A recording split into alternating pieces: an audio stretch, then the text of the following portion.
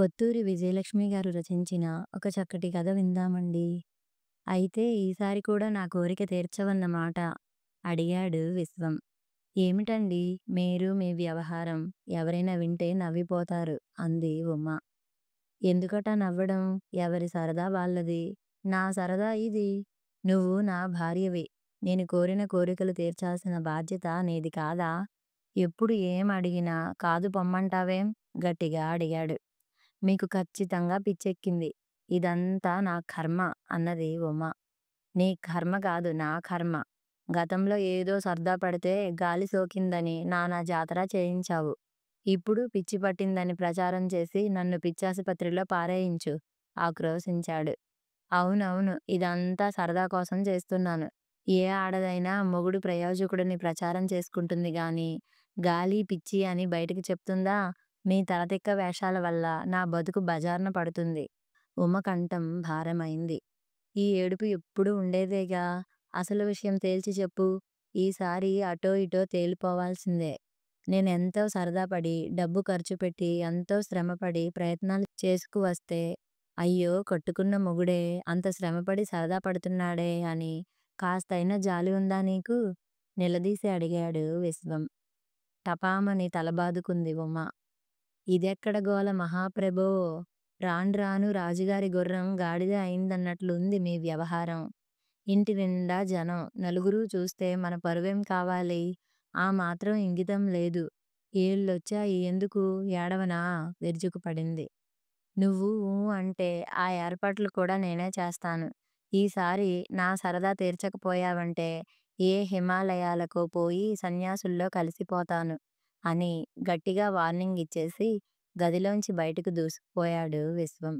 అల్లుడు గదిలోంచి ఘర్షణ వినిపించి వంటింట్లోంచి వచ్చిన దుర్గా అతను బయటికి వెళ్ళడం చూసి గదిలోకి వెళ్ళింది. ఏమిటే మళ్ళీ గొడవ పడుతున్నట్లున్నారు అంది ఆదరంగా. ఏముంది, ఏదో పెటకం పెట్టారు. దినదిన గండంలా తయారైంది నా కాపురం అంది ఉమ కళ్ళెత్తుకుంటూ. ఏమిటో దిక్కుమాలిన గోల. మన కర్మ కొద్దీ సంప్రాప్తం అయ్యాడు. పెళ్ళికి ముందు వ్యభిచారా, సిగరెట్లు తాగుతాడా, తాగుబోతా, జూదం ఆడుతాడా అంటూ అన్నీ అడిగి తెలుసుకుని మరీ పిల్లనిచ్చాం. ఈ విధంగా ఏడిపించుకు తింటాడని ఊహించనైనా లేదు.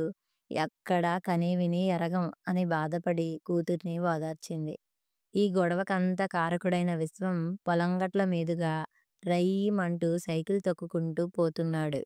సెంటర్‌కి వెళ్ళి మొదటాట చూసి రావడం అతని దినచర్య. ఈసారి మెత్తపడకూడదు. వెధవది. సగం బతుకు గడిచే పోయింది. తనిలా ఉపేక్షించి ఊరుకుంటే మిగిలినది కూడా నిస్సారంగా గడిచిపోతుంది అనుకుని దృఢనిశ్చయం చేసుకున్నాడు. విశ్వానికి సినిమాలంటే మా చెడ్డ ఇష్టం. అసలతను పుట్టటమే సినిమా హాల్‌లో పుట్టాడు. అతని తల్లి నెలలు నిండాక ఒంటెత్తు బండిలో ఇద్దరు పిల్లల్ని, మొగుడిని వెంటబెట్టుకొని పక్క ఊరు టూరింగ్ టాకీస్‌కి సినిమాకెళ్ళింది. మొదటి పార్ట్ కాగానే నొప్పులు మొదలయ్యేసరికి సినిమాకి వచ్చిన ఆడంగులంతా పూనుకొని పురుడు పోశారు. ఆ పురిటిగుడ్డుని పక్కలో వేసుకొని హాలు వాకిలి దగ్గర పడుకుని సినిమా చూసి ఇంటికెళ్ళింది అతని తల్లి. అలా పుట్టిన దాదిగా సినిమాలు చూస్తూనే ఉన్నాడు విశ్వం. పల్లెటూర్లో ఉండేవాడేమో సినిమాల వసతి తక్కువే అయినా అధైర్యపడక అద్దె సైకిల్ వేసుకుని ఎంత దూరం అయినా సరే పోయి ఎంచక్కా సినిమా చూసి వస్తూ ఉండేవాడు. అదంతటితో ఆగితే బాగానే ఉండేది. ఇతనిదో వింత వ్యవహారం. సినిమాల్లో జరిగే ఉత్కంఠభరితమైన సంఘటనలన్నీ తన జీవితంలో జరగాలని, జీవితం చిత్రవిచిత్రమైన మలుపులు తిరగాలని కోరిక.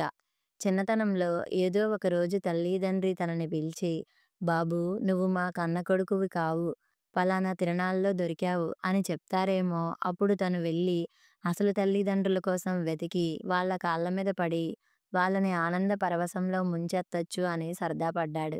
ఎదురు చూసి చూసి విసిగేసి ఓ రోజు తల్లినే అడిగేశాడు. నిజం చెప్పు, నేను నీ కన్న కొడుకునేనా అన్నాడు గంభీరంగా. వెంటనే మాడు పగిలేలా కొట్టిందావిడ. అక్కయ్యకి అన్నయ్యకి పెరిగేసి నీకు మజ్జిగ పోశానని అంత మాట అంటావా అంట్ల వెధవ. నీకు అజీర్తి రోగం, పెరుగు అరగదని మజ్జిగ పోశాను అని తిట్టింది. ఆ తర్వాత తండ్రి వచ్చి 4 తన్ని గంటసేపు గోడ కుర్చీ వేయించాడు. ఆ దెబ్బతో కొన్నాళ్ళు బుద్ధిగానే ఉండి మళ్ళీ మొదలెట్టాడు. అన్నని కూర్చోబెట్టి ఒరే అన్నయ్య, నువ్వు పరీక్షలో తప్పరా, నాన్న నిన్ను కొడతాడు. అప్పుడు నువ్వు ఇంట్లోంచి పారిపోయి బూట్ పాలిష్ చేసుకో. నేను పెద్దయి నిన్ను వెతకడానికి బయలుదేరుతాను. నా పుట్టుమచ్చలు చూసి నేను ఒకరినొకరు గుర్తుపట్టి కావలించుకొని మళ్ళీ అమ్మా నాన్న దగ్గరికి వద్దాం అన్నాడు. అన్నయ్యకి కోపం వచ్చి చింతబరికెతో బాది వదిలిపెట్టాడు. ఆ తర్వాత కొన్నాళ్ళకి అక్క దగ్గరికి వెళ్ళి, అక్కా, ఒకవేళ నిన్నెవడైనా మానభంగం చేస్తే నాకు ఉత్తరం రాసిపెట్టి నువ్వు చెట్టుకి ఉరివేసుకుని చచ్చిపోవే.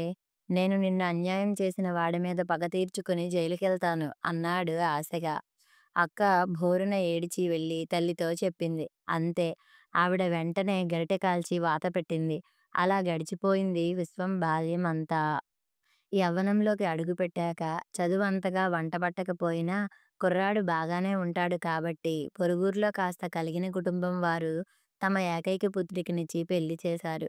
ఆ పెళ్లిలో కూడా మామగారు కట్నం ఇచ్చుకోలేకపోతే తండ్రి కోపగించి లేవరా పీటల మీద నుండి అంటాడేమో. తను పెళ్లికూతురి దీనవదనం చూసి ఓ డైలాగు కుట్టి పెళ్లికూతురి మెడలో పుస్తె కట్టి అందరి ప్రశంసలకు పాత్రుడవ్వాలని ఎంతో సరదా పడ్డాడు.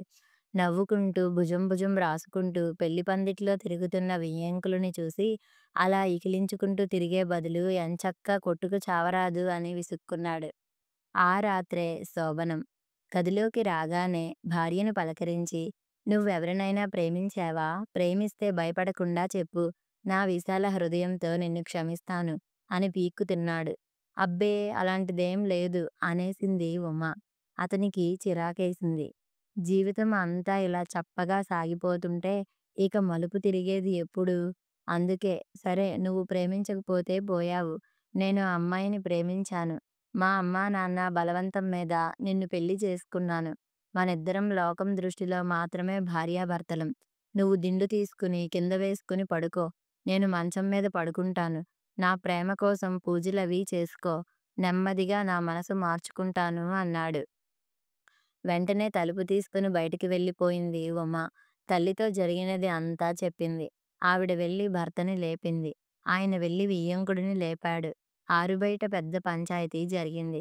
కొడుకు వ్యవహారం దాచి పెళ్లి చేశారని ఆడపిల్లివారు ధ్వజం ఎత్తారు. మా వాడికి అటువంటి వ్యవహారాలేం లేవు అని చెప్పారు మగపెళ్లివారు. చివరికి అసలు నాయకుడిని ప్రవేశపెట్టారు. కాసేపు నీళ్లు నమిలి బుర్రగోక్కుని, అయ్యవారిని చెయ్యబోతే కోతి అయినట్లు నేనేదో సరదాపడి అబద్ధం చెప్తే ఆ పెళ్లికూతురు ఇంత గోల చేసింది అంటూ అసలు విషయం బయటపెట్టాడు. ఎవడైనా ఉన్న లొసుగులు దాచుకుంటారు గాని లేనివి కల్పించి చెప్తారుట్రా తింగర వెధవ అని తిట్టారు మగపెళ్లివారు. కుర్రాడు బొత్తిగా తిక్కమేళంగా ఉన్నాడు. మా అమ్మాయిని పంపం. ఎలాగూ పెళ్ళయింది కాబట్టి ఈ సాల్తీని ఇక్కడే వదిలేసి పోండి. ఇల్లరికం ఉంటాడు అన్నారు ఆడపెళ్లివారు. వదిలిందే చాలు పీడ అని వదిలేసి చక్కా పోయారు వాళ్ళు. అల్లుడిలా ప్రవర్తిస్తున్నాడంటే అదేమైనా గాలి ప్రభావం ఏమో అని ఘనాచారిని పిలిపించారు అత్తవారు. అతగాడు పరీక్ష చేసి మొండి దయ్యం పట్టిందని నిర్ధారించి నిమ్మకాయలు కోసి ధూపం వేసి విశ్వాన్ని వేపమండలతో చావబాది దయ్యాన్ని సీసాలో బంధించి దండిగా పారితోషికం పట్టుకుపోయాడు. ఇక పర్వాలేదని మళ్ళీ శోభనం ఏర్పాటు చేశారు. ఈసారి విశ్వం బుద్ధిగానే ఉన్నాడు గాని ఉమ మాత్రం దగ్గరికొచ్చిన భర్తని సత్యభామ స్టైల్లో గాడిద లెవెల్లో తన్నింది. దాంతో అతని కాపురం సజావుగా సాగడానికి మరో 10 రోజులు పట్టింది. భార్యకి నొప్పులొస్తుంటే సరదా పడ్డాడు. తను ఏరు ఈది ఆ తర్వాత డొంకకు అడ్డం పడి పరిగెట్టుకు వెళ్ళి డాక్టర్ని రమ్మంటే అతను రాకపోతే బెదిరించి తీసుకొచ్చి చావు బతుకుల్లో ఉన్న భార్యని బతికిస్తాడు అని ప్లాన్ వేసుకుని బెదిరించడం కోసం తనెప్పుడో పోస్ట్లో తెప్పించుకున్న మాయా తుపాకీ కోసం వెతికాడు. అటుగా వెళ్తున్న అత్తగారిని పిలిచి తుపాకీ ఎక్కడ పెట్టిందో ఉమని అడగండి అన్నాడు. ఓ చెంప అది నిప్పులతో ఏడుస్తుంటే, నీకు తుపాకీ ఎందుకు నాయనా, కాల్చి చంపడానికా అని విసుక్కుంది ఆవిడ. తనే తుపాకీ వెతుక్కుంటూ ఉండగానే లోపల నుంచి కేరుమని శబ్దం వినిపించింది. అందరూ తేలిగ్గా పురుడొచ్చింది. మగబిడ్డ అని ఆనందపడుతూ ఉంటే నా కర్మ అని తలబాదుకున్నాడు విశ్వం. ఆ తర్వాత కూడా అతనేదో పిచ్చి వేషాలు వేయడం, ఉమా ఏడవడం సర్వసాధారణం అయిపోయింది. కిందటి రోజు రోడ్డు మీదకి వెళ్తే వ్యాపారం కోసం బండి నిండా అల్యూమినియం బిందెలు వేసుకుని ఊరూరా తిరిగే వ్యాపారి ఒకడు కనిపించాడు. ఆ బిందెలు చూసి ఇతని బుర్రలో పురుగు తొలచసాగింది. ఆ వ్యాపారితో మాట్లాడి ఒప్పందం కుదుర్చుకుని ఇంటికి తీసుకొచ్చాడు. ఆ బిందెలన్నీ బోర్లిస్తాడుట. దానిమీద ఉమ డాన్స్ చెయ్యాలిట. అదీ కోరిక. ఎప్పటిలా కాకుండా మొండి పట్టు పట్టాడు. హిమాలయాలకు పోతానని బెదిరిస్తున్నాడు.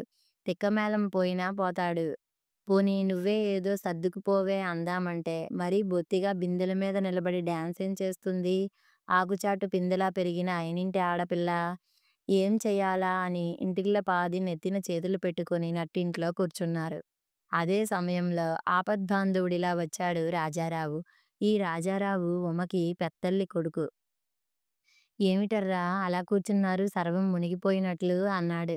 విషయం అంతా వివరించి కళ్ళనీళ్ళు పెట్టుకుంది ఉమ తల్లి. దీర్ఘంగా ఆలోచించాడు రాజారావు. మీరేం భయపడకండి. బావగారి తిక్క నేను కుదురుస్తా అని హామీ ఇచ్చాడు. సినిమా నుండి వచ్చిన విశ్వం రెక్కపుచ్చుకొని బయటికి లాక్కుపోయాడు. ఏమిటలా ఉన్నారు అని అడిగి విషయం తెలుసుకున్నాడు. ఈ మనుషులంతా ఇంతే బావగారు. పొద్దస్తమానం పండుకోను తినను నిద్ర తప్పించి ఓ త్రిల్లు ఉండదు పాడు ఉండదు. ఏం జీవితం వెధవ జీవితం. మలుపులు తిరగని బతుకు ఓ బతికేనా? నాకు మీలాగే బోలెడు సరదాలున్నాయి. ఏం లాభం తీరి చస్తేనా? మొన్న మా అత్తారింటికి వెళ్ళినప్పుడు నా మరదల్ని పట్టుకొని మీ అక్కకి బుద్ధి చెప్దాం. నువ్వు నన్ను ప్రేమించినట్లు నటించు. మీ అక్క చూస్తుండగా నన్ను ముద్దెట్టుకో. నా పక్కలోకొచ్చి ఉత్తుత్తునే పడుకో అన్నాను. వినలేదు సరికదా లాగి లెంపకాయ కొట్టింది. నీతో ఇలాంటి వెధవ్వేషాలు వేస్తే ఆనాక నాకు పెళ్లి కావద్దా అంది. పోనీలే అని మా బావమరిదిని పిలిచి నువ్వు వెనక్కి తిరిగి నుంచోరా నేను నీ నడుం మీద తంతాను పలానా సినిమాలో లాగా అన్నాను. వద్దులే బావా నువ్వే వెనక్కి తిరుగు నేను తంతాను వెరైటీగా ఉంటుంది అన్నాడు. కాస్తంతైనా కళాదృష్టి లేని మనుషులతో ఎలా చేస్తాం చెప్పండి. వీళ్ళతో మనకి ఎందుకు గాని మనిద్దరమే కూడబలుక్కుని మన సరదా తీర్చుకుందాం అన్నాడు. విశ్వానికి బోలెడంత సరదా వేసింది. ఇన్నాళ్ళకి తనకి తగినవాడు దొరికాడు. ఏం చేద్దాం చెప్పండి అన్నాడు. రేపు మీరు పొలం బయలుదేరే ముందు నేను బండి ఇరుసు లాగేస్తా. మీరు అందరికీ పేరు పేరునా చెప్పి పిల్లాడిని ముద్దెట్టుకొని నిన్ను నాకంటే పెద్ద రైతుగా చూడాలని ఉందిరా అని చెప్పి బండి ఎక్కి వేగంగా తోలండి. ఊరు చివరికి వెళ్ళేసరికి బండి బోల్తా పడుతుంది. మీరు దొర్లి పల్లంలో పడతారు. మీ బుర్ర పగులుతుంది. మాకు కబురు తెలిసి హుటాహుటి హాస్పిటల్‌కి తీసుకెళ్తాం. ఆపరేషన్ చేయాలంటాడు డాక్టరు. ఆపరేషన్ థియేటర్ తలుపు మూసుకుంటుంది. ఎర్ర లైటు వెలుగుతుంది. డాక్టర్లంతా టోపీలు పెట్టుకుని మూతులకి గుడ్డలు కట్టుకుని వస్తారు.